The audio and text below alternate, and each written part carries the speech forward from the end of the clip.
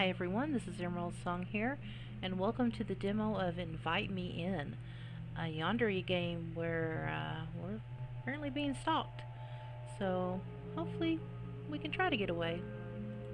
We'll see. Read content warnings. Yandere behavior, stalking, harassment, violent tendencies, self-harm, blood, violence, suggestive themes, sudden tone shifts, and other materials made to induce fear. If you're sensitive to any of these materials, please reconsider playing. Nah. So you need to know my name.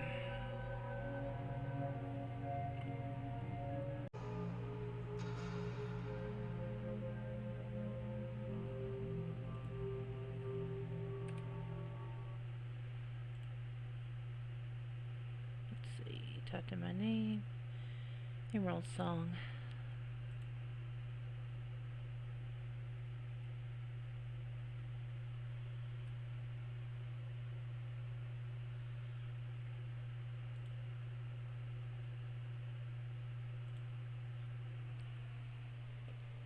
As the sun finally sets, the lengthening shadows all begin to bleed together until everything is covered in darkness. My path is only illuminated by the occasional street light, and I start to become nervous again, like something bad is about to happen, if not treaded with caution. I start picking up my pace as I get closer to home.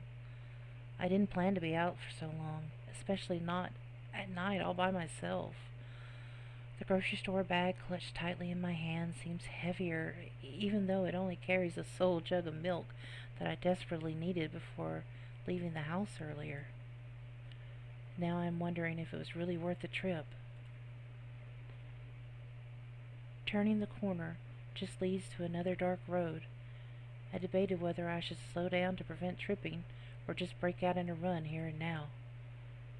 But it's just a couple more blocks, then I'll be back at home. For some reason, nagging at the back of my mind, that didn't feel like an appealing solution either. If something dangerous really was just out of view, going back to an empty house was just like throwing a blanket over your head to keep the monsters away. It's moments like this I wish I didn't live alone. But I'm probably just anxious for no reason. I don't have any evidence that someone is really trying to hurt me. Just these paranoid feelings in the back of my mind that I should ignore. I might have to stop trying to freak myself out. All it's doing is causing me to lose sleep, which is making me more on edge. Focusing on getting home is the only thing I need to worry about for now. Then I can eat dinner, chill out, and finally get some much needed rest.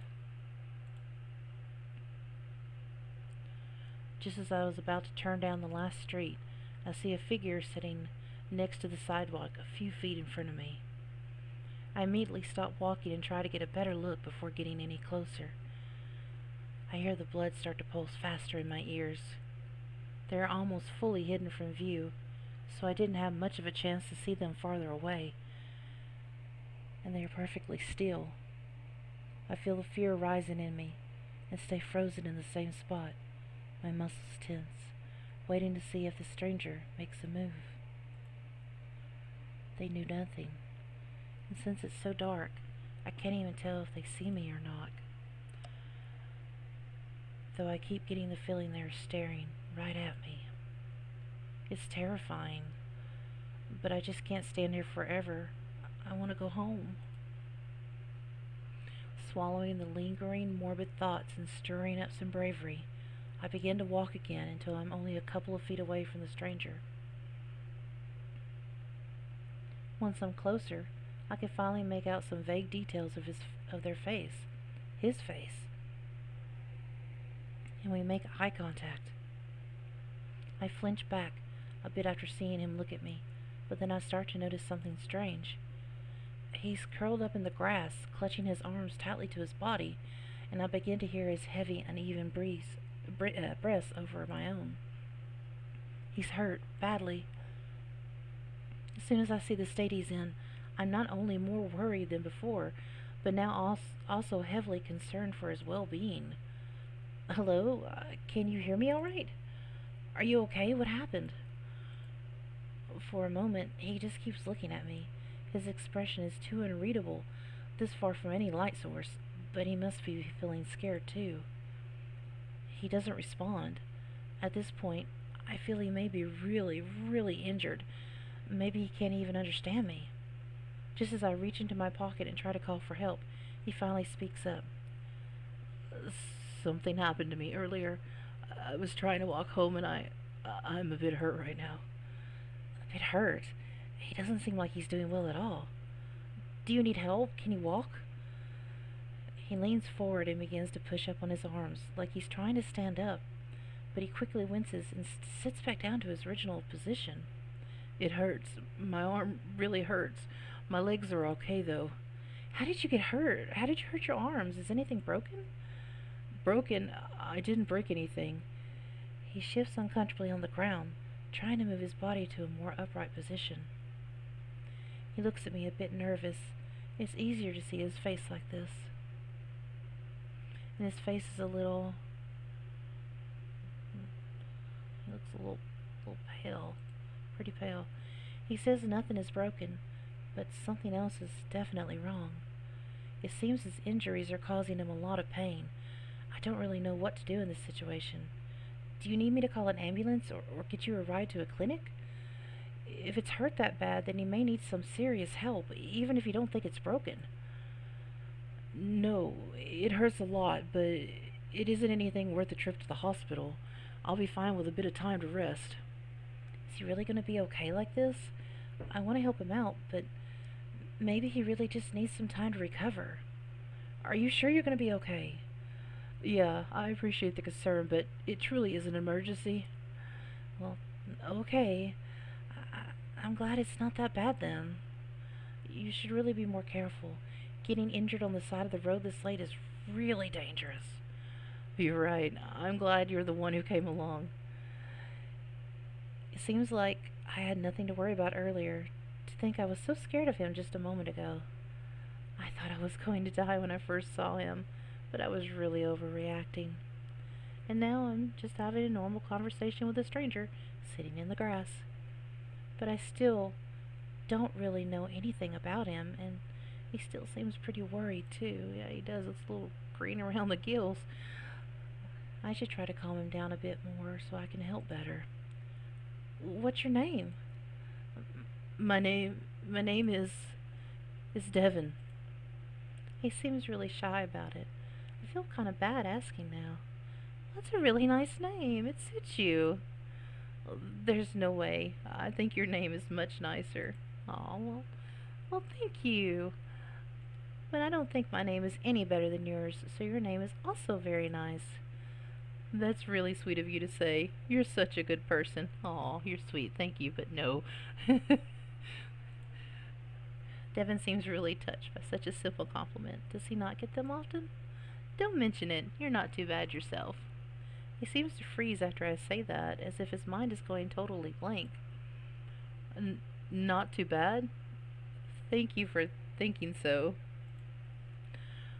I've never seen someone get so flustered from being called not too bad. I don't want to embarrass him more, but it's nice to see him distracted from the pain. It seems that conversation helped a bit, even if a bit awkwardly. He looks off to the side, trying to distract himself. Talking to a stranger like me seems to make him pretty nervous. As a sort of anxious reflex, he begins to mess with the sleeves of his sweater. He just ends up wincing in pain after pulling on them too hard. Do your arms still hurt to move? Yeah. Devin tries to move his arm again, then quickly gives up. He pulls them back into his lap into a comforting position. Will he be able to make it back somewhere safe soon? It's horrible his arms hurt too much to even make it home. I feel bad just leaving you here like this. Here, let me help you walk a bit closer to your house. You shouldn't have to sit here in the dark. My house is still a little bit of a walk away. I should be fine. I feel better already after talking to you. It seems I may have been a bit too worried after all. At least let me walk you to a bench nearby to rest. It's better for you than just sitting on the ground. You'll help me? That's... I really appreciate that. I just need some help standing up. Then I'll be okay to move on my own. Helping him out like that, helping him out seemed like an easy enough offer, but actually finding a good way to lift him up gracefully was a harder task than I guessed. Setting down my grocery bag of lonely milk on the sidewalk, I walked a bit closer to Devon. We both looked at each other, trying to figure out the best way to go about this. I wanted to lift him up without hurting him and making him uncomfortable. Eventually, he moved his legs until they were bent under him, almost in a kneeling position. Then I moved beside him, wrapping my arms around his torso. As I increase the pressure of my hold on him, his breathing becomes even more labored and unsteady. His body becomes incredibly tense despite how careful I try to lift him. Are you okay? I'm trying not to touch your arms too much, but let me know if anything hurts. It really doesn't hurt that bad. I could barely feel it. Feeling a bit more reassured after knowing he's okay, I give one final lift until he's up on his feet. We did it! Hopefully you're all good to go now. Is there anything else I can do to help? I'm here if you need any. Before I can even finish what I'm about to say, Devon begins to wobble over after trying to stand on his own. I quickly reach back over to hold him steady and end up leaning back into my arms, clutching my shoulders to keep from falling. What happened? Are you okay? Yeah, I'm okay. Are you sure? I can call someone for you or get you a ride to a clinic if something's wrong. I think it's my blood pressure after sitting there too long. I'm fine. Honestly, fine. Do you think you could try walking on your own, or is that too much? I think I need a bit more time before walking on my own. I could just sit back down if that's too much trouble for you. It's not too much trouble at all. If you're okay with it, you can lean on me while we walk to a bench. I don't know how much you feel like moving right now. If I have your support, I'll be okay to move. Okay, I'll try to walk slowly and try not to put too much strain on you again. We move in a side-by-side position where his arm is over my shoulder as I wrap my arm around his back. The walk continues at a steady pace as we get halfway down the street. I feel Devon's breathing as he pushes against me for stability. It seems to still be quick and heavy. His body also feels cold and damp. Just how long had he been there by himself? Is he really okay? I look over to glance at Devon's face, which is completely pale with a small smile creeping onto his lips. The image is almost frightening with the state he's in. Like he doesn't even know how bad his condition is. No, like he doesn't even care. He notices me staring, and his unreadable gaze meets mine in an instant. It feels he can read every thought and intention running through my mind. Suddenly his eyes soften, and his grin turns more friendly, but the off-putting paleness is still there. You really are too kind to me, even helping me walk. For a second, I feel I can't move. I can hardly breathe while looking at him directly. As I said, no trouble. I have to force myself to turn away from him and continue to focus on walking. But I can still feel him right next to me as my heart hammers faster in my chest, and I pray he doesn't notice. Maybe I'm just imagining it. Maybe it's because we met in such a weird situation. But he looks at me differently than anyone else I've ever met. I strengthen my resolve and begin to push forward again. We finally get to the end of the street and turn the last corner. The bench is just a few feet away. Here we are. You should be able to rest over here. I gently pull him over until he's able to safely sit down on his own. He seems a bit shaken up, but he's still much better off on a clean bench near a street light than on the ground in the dark. Thank you for taking me all the way here. It was so considerate of you. Even though Devon said that, he doesn't look relieved at all. I feel a bit guilty ending it like this, but just how much more can I really do? Hell, he didn't even want me to do this much. I'm so glad I can help. I really hope you feel better soon. It was nice to meet you, Devon. Just as I'm about to weigh, his hand suddenly grabs mine. Devon, are you alright? I immediately turn around and hold his hand in my own while trying to be gentle with his arms. What do you need? Did you change your mind about calling for some help or going to a doctor? I don't want you to have to suffer alone, so I don't mind waiting here with you. Devon looks up with me with wide eyes like he wasn't expecting this at all. As I begin to sit down on the bench next to him, he finally pulls his hand away and stops me. No, I didn't change my mind. Thank you, though. I just wanted to let you know. I want you to know. You left your milk behind earlier when helping me, and you probably don't want to forget that. My milk? That's right, I'd totally forgotten. I actually really had forgotten. I guess I got so distracted helping you, I almost didn't remember to go back for it. Thank you for reminding me, Devon. What would I do without you? He quickly becomes flustered again and shakes his head a bit. Didn't you say I'm the reason you got distracted in the first place? Maybe so, but it wasn't like you did that on purpose. So, I'd still say you're pretty helpful. Devon looks off to the side, a bit embarrassed. I'm going to go grab my milk now, but let me know if you need anything else. I'll have to walk by here again to get home anyway, so I'll see you in a minute. Yeah, I'll see you in a minute then. I give a small wave and start to jog towards the corner we just came from. I make a turn and begin walking back down the previous road where I left my milk. I really am glad that Devon said something because I would have felt so ridiculous once I got home. It was the only reason I came out here and went through this wild evening after all. It only takes me a few seconds to find the lonely bag sitting on the sidewalk. This time, the time makes me realize just how slow we were walking before. A distance that felt like it took ages to traverse was really a short jog.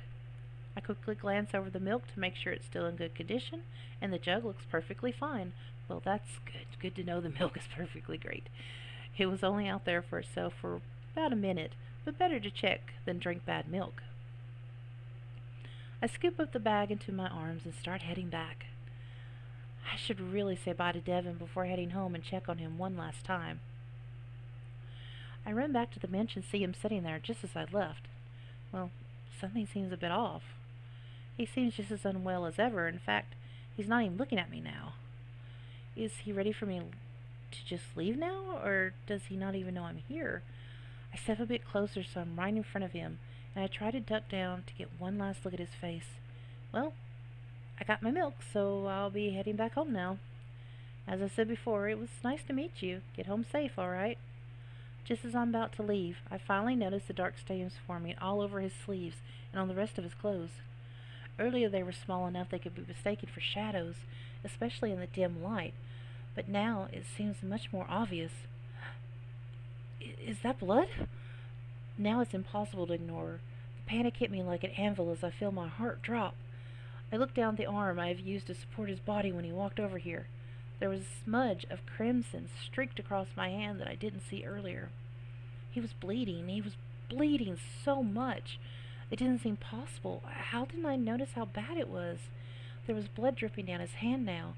Did I make it worse? Did I hurt him when I was carrying here?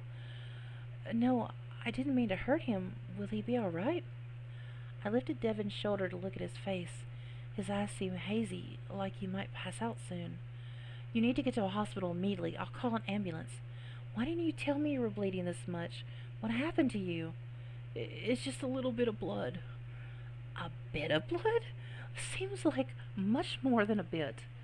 Is it really that bad? Are you worried about me? Yes.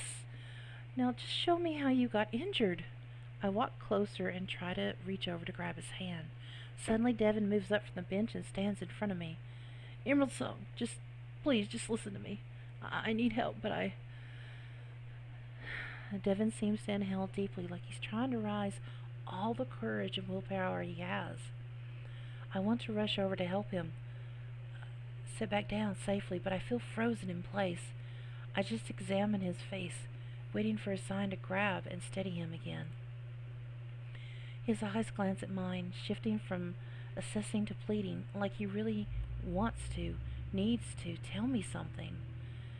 He still seems physically weak, but it's almost like he's even more energized now, like something in the past few seconds totally revitalized his conviction. We both wait as he finally gets his bearings. Will you please hear me out? Yeah, I'll listen. Ooh, wow, that's a lot of blood. Ooh. Devon steps a bit more into the light and raises his arms halfway into the air. It's like he's trying to reveal the injury without moving his sleeves, like he's trying to shield me from just how bad it is. But all I see is more blood, and he seems to sense my concern. I didn't want to worry you too much, but it seems the state I'm in looks quite bad. To be honest, it hurts really bad, too. He grimaces as he looks down at his arm. Maybe he didn't even let himself think of how painful it was before.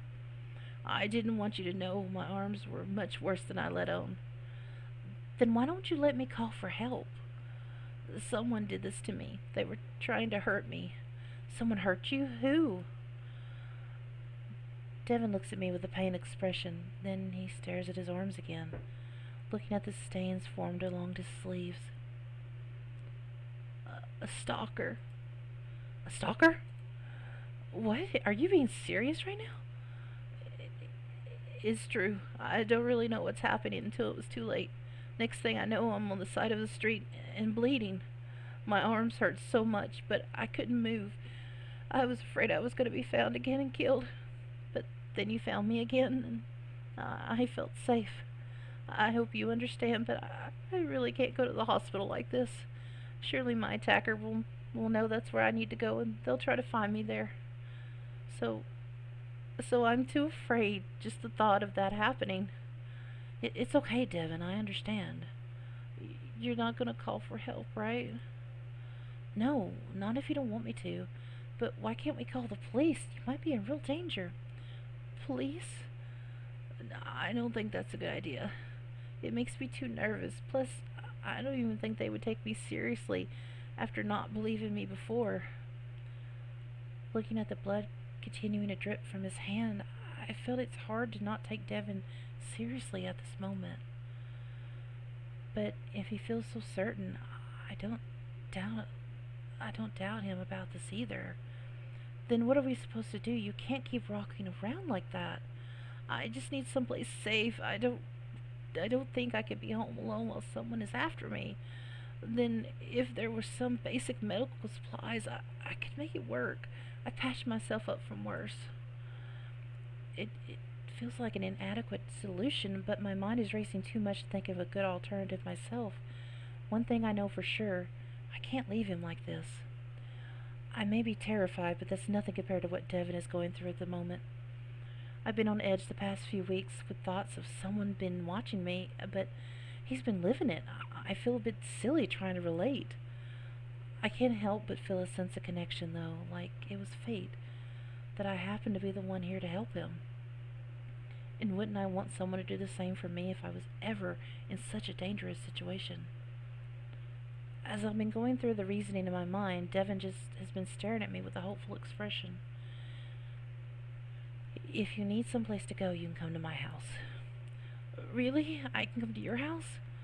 I have a first aid kit I bought recently. I'm a CNA. I can totally fix you up. Don't worry about it. Got the training. First aid training. I know what to do. I'm not sure how helpful it will be, but it's better than nothing. Yeah, that'll work. I'm just sorry I can't believe you're really helping me. I'm not going to leave you out here alone or just hand you off to people you don't feel safe with. I really do want to help you, Devon. We stare at each other for a moment, assessing the bizarre situation that's been laid out quickly in front of us. But the look on his face, he seems so happy, ecstatic even. This just shows that I definitely made the correct choice, right? Or did I even have a choice to not help someone in this much peril? Oh boy. I try to push down any feeling of uncertainty and move on to the next objective. So, we shouldn't stay out there too long, right? Isn't it kind of dangerous? Yes, you're right. We should leave right now. Devon's head whips around to survey the area, but he seems quickly satisfied. I think we're safe, but it's best to be careful and hurry along. All right, then let's go. I instinctively walk over to Devon and lean against him, moving my arm across his back again. Emerald Song, what are you doing? You still need help walking, right? After all this, I can't have you falling over on me. Oh, of course. Sorry. I nearly forgot, and it surprised me. Devon moves against my arms, and we begin to walk together again. Maybe it's from doing it before, but it feels easier this time. My house is just a few buildings down, so you don't have to wait too long. And then you can stay there with me for the night and call whoever you need to call in the morning. This is really too kind of you. I don't deserve it, but at the same time I can't reject the offer. Don't feel bad for it. I really do want to help you. Am I... Is there a reason why you want to help me? Or are you just the type of person who would help anyone? Devon's face looks a bit upset when he says this. Does he think I have weird motives? I'm not really sure. I just think if I were in your shoes, I'd still want someone to look out for me like this. I bet there is someone who would do anything for you.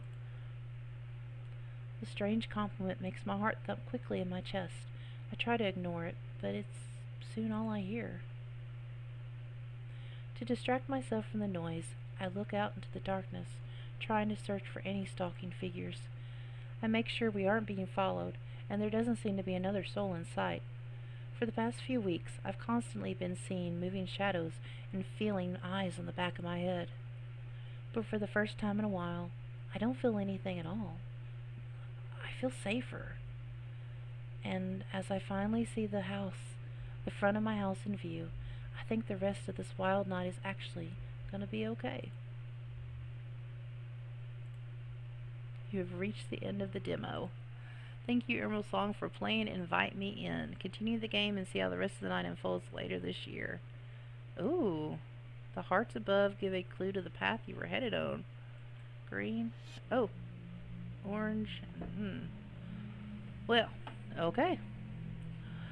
So that is the end of the demo for Invite Me In. I like it. I like Yandere games and stuff like that. So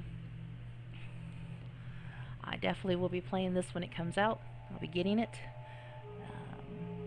Really enjoyed it. Enjoyed it quite a bit. So anyway, thank you for watching me play the demo of Invite Me In. We have taken the young gentleman to our house. There's no way this can go wrong, right? So thank you for watching me play this, and have a good morning, good evening, good night, whatever time you're watching this, and I will talk to you all later.